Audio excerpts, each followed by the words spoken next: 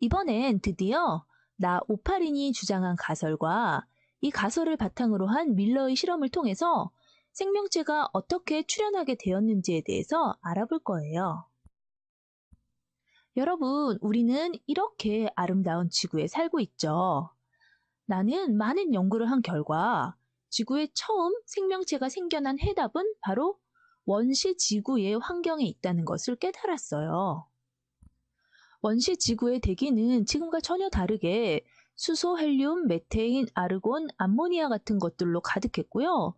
산소가 거의 없고 오존층도 없었기 때문에 지구의 자외선이 지표면에 쉽게 도달하고 화산 폭발 같은 걸로 충분한 에너지가 제공되고 있었어요. 당시의 대기를 환원성 대기라고 하는데요.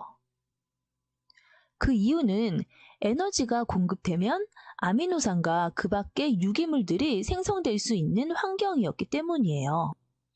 그런 환경에서 이 생겨난 유기물들은 분해할 산소가 없었기 때문에 우연히 결합하는 일을 반복하면서 이렇게 큰 복합체를 만들게 되고 그 중에 일부는 막을 만들 수도 있겠죠. 그래서 이 막을 통해 필요한 물질을 받아들이고 불필요한 물질은 내보내서 스스로 분열할 수 있는 능력을 지닌 원시 생명체가 생겨날 수도 있다라는 것이 나오파린의 가설이에요. 원시 대기에서 화학 반응 결과 생성된 유기물로부터 이렇게 생명체가 시작되었다라고 해서 나의 가설을 화학 진화설이라고도 해요. 원시 바닷속에 축적된 유기물들이 뭉쳐서 생긴 이런 작은 액체 방울과 같은 상태인 원시 생명체의 기원이 되는 물질을 코아세르베이트라고 제가 불렀어요. 그래서 내 가설을 코아세르베이트설이라고도 불러요. 나의 주장을 실험으로 증명해준 기특한 과학자 밀러가 한 실험을 소개할게요. 이 그림은 내가 가설을 세운 그대로 공기를 빼고 원시 대기를 재현하기 위해서 메테인, 암모니아, 물, 수소를 넣고요. 매우 뜨거웠을 그런 원시 바다를 재현하기 위해서 물을 가열을 했어요. 이때 발생한 수증기는 원시 대기와 섞이고 그 당시 태양의 자외선, 우주선, 번개 등을 대신을 하기 위해서 연속적으로 여기 불꽃으로 전기 방전을 일으켰죠. 그렇게 일주일을 방치한 후에 냉각 장치를 통해서 재빨리 식혔더니 여기 U자 안에 단백질 성분인 아미노산이 섞인 붉은 액체, 갈색 액체가 생겼어요. 고맙게도 밀러는 나의 가설을 실험으로 증명해 준 거죠. 그러나 사실 몇 가지 문제가 있어요.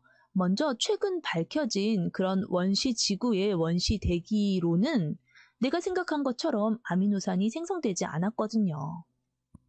또 어떤 과학자들은 물이 자외선에 노출돼서 수소와 산소로 분해가 될 때 수소는 너무 가벼워서 지구의 중력에 붙잡히지 못하고 이렇게 대기로 날아갈 수 있지만 산소는 축적될 가능성도 있다라고 주장하기도 해요.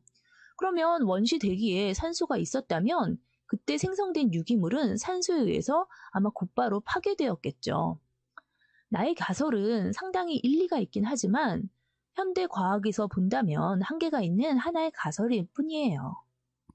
밀러의 실험에는 또 다른 한계가 있어요. 아미노산은 이렇게 생긴 L형과 이렇게 생긴 D형이 있는데요. 실험 결과 L형뿐만이 아니라 D형도 생성이 되었어요. 근데 실제 생물에는 대부분 L형 아미노산만 존재하거든요.